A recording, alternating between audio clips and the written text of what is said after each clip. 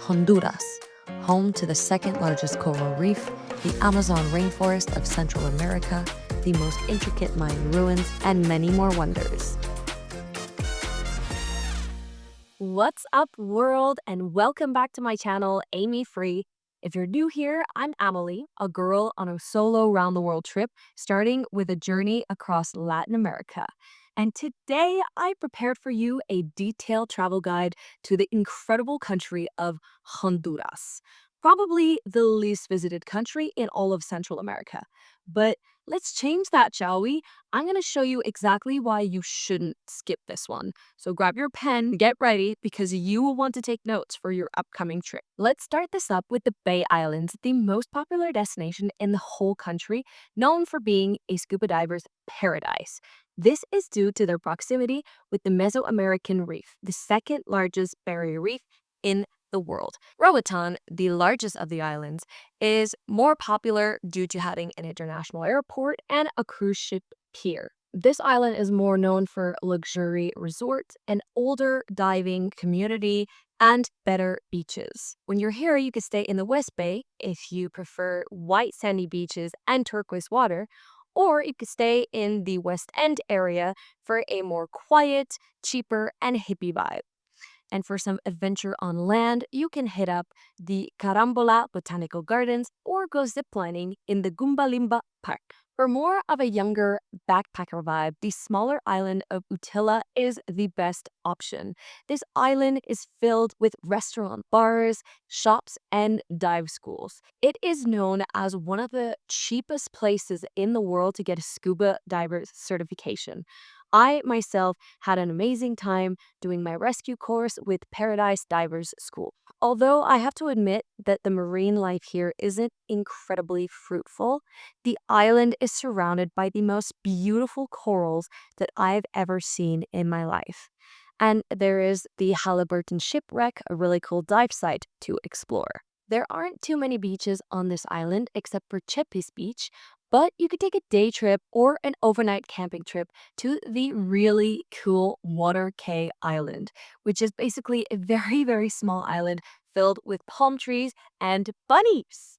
One of the coolest things to do on Utila Island is to climb to the rooftop of an abandoned building or sunset with your friends. Another really cool thing that you could do is rent a scooter and ride around the island up to Pumpkin Hill, where you can climb atop a viewing tower and have an amazing view of the island. And lastly, I also recommend a visit to Tritanic Bar, where you can immerse yourself in incredible art amongst the gardens and the mango trees. If you are looking for a completely off the beaten path experience, go check out the often forgotten Bay Island of Guanaja or the Caribbean gems of Cayo Cochitos, which is an archipelago of very small islands with pristine beaches and excellent snorkeling opportunities. Okay, now right in front of these islands on the mainland, you will find La Ceiba. It is recommended to use this place solely as a transportation hub because, like many other large cities in Honduras, it is deemed not very safe. From here, you can embark on a variety of awesome adventures on the Pico Bonito National Park. You can go whitewater rafting in the Cangrejal River. You can hike through the lush rainforest featuring canopy bridges and waterfalls. You can stay in a jungle river lodge. And you can also take a boat tour on the Cuero y Salado Wildlife Refuge to go bird watching. Another one sitting on the Caribbean coast is Tela, a beach destination with seafood restaurants, low-key resort, and beautiful stretches of sand. From here, take a boat trip to Parque Nacional Janet Caguas to snorkel, hike through tropical rainforests, and enjoy untouched beaches. For nature lovers, explore the Lancetia Botanical Gardens, one of the largest in Latin America, or take a kayak tour through the Punta Isopo Wildlife Refuge, where you might spot monkeys, crocodiles, and birds in the mangroves. Next, let's head to Copan, an ancient Mayan city that is a must-visit for history buffs. The Copán Ruins are a UNESCO World Heritage Site, and they hold the longest Mayan text, the hieroglyphic stairway. For nature seekers, the nearby Macau Mountain Bird Park and Nature Reserve is a great place to see vibrant scarlet macaws, the national bird of Honduras. And finally, for those who just want to relax, go soak in the nearby Luna Jaguar Spa and Hot Springs, located right in the middle of the lush jungle. Another popular spot amongst backpackers is Lake Yojoa, the largest natural lake in Honduras, rich in biodiversity. To get here, you must head to the town of Los Naranjos. Nearby are the Pulhampanzac waterfalls, Honduras' largest waterfalls, the Cerro Azul Mambar National Park that borders Lake Yojoa offers hiking trails for nature enthusiasts, and the Parque Nacional Montaña de Santa Bárbara is known to be home to the unique and elusive quetzal bird. For a unique experience, head to the town of Gracias, a colonial town that is the gateway to Celaque National Park, home to the highest peak in Honduras, Cerro Las Minas. In Gracias, visit the old fort of San Cristobal and relax in the Presente hot springs located just outside of town. Another unique destination often off of most travelers' radar is the incredible colonial city of Comayagua. This is the former capital of Honduras. Step back in time as you wander through the museums and lively plazas and explore the nearby Parque Nacional Montaña de Comayagua, which offers scenic trails with waterfalls, wildlife, and viewpoints. Tegucigalpa, the capital city, offers a blend of modernity and tradition. Visit the historic district to see landmarks such as the Metropolitan Cathedral and the National Art Gallery. Take a trip to the hilltop of El Picacho for panoramic views of the city and to see the Christ at El Picacho statue. Outside the city, you could take day trips to La Tigra National Park for hiking and birdwatching, or visit the nearby cute towns of Santa Lucia and Valle de Angeles. Or the more intrepid travelers, you can venture out into the Rio Platano Biosphere Reserve and La Mosquitia, known as the Amazon of Central America, a huge, untouched, and protected rainforest, making it a haven for biodiversity and a true natural treasure.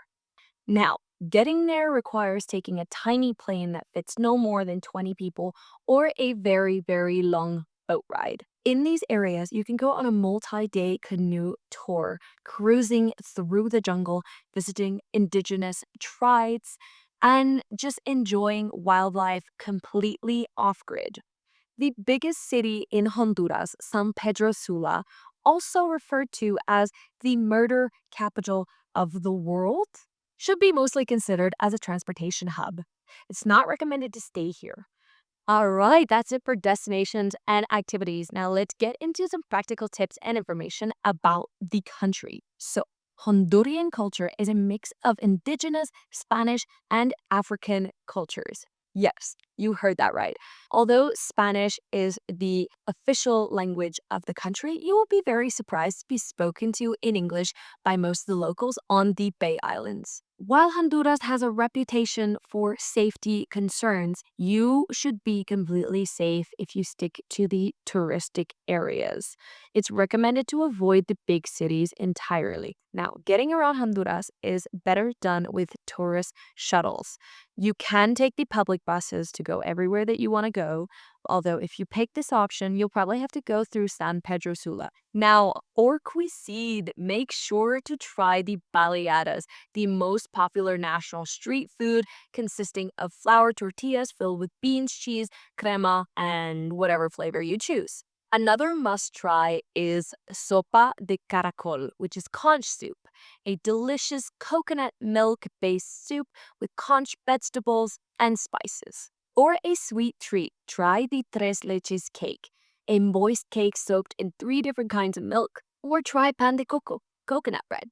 The local currency is the Honduran lempira, but US dollars are widely accepted in touristic areas.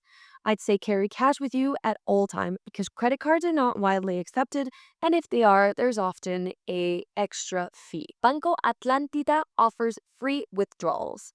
And I would say budget about $60 a day for Honduras if you want to do some scuba diving. The best time to visit Honduras is during the dry season. On the mainland, this is from November to April, and in the Caribbean islands, this is from March to August.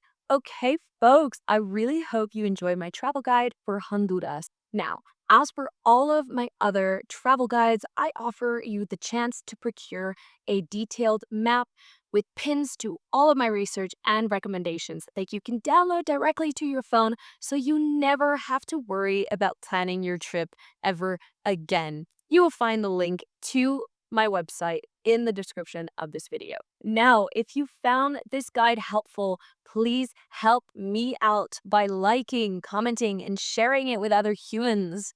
And if I missed anything, please do not hesitate to inform me in the comment section below and subscribe to my channel for more of these Latin America travel guides. That's it. As always, thank you so much for watching this video. I appreciate you so very much. Safe travels, and I will see you in the next one. Bye-bye!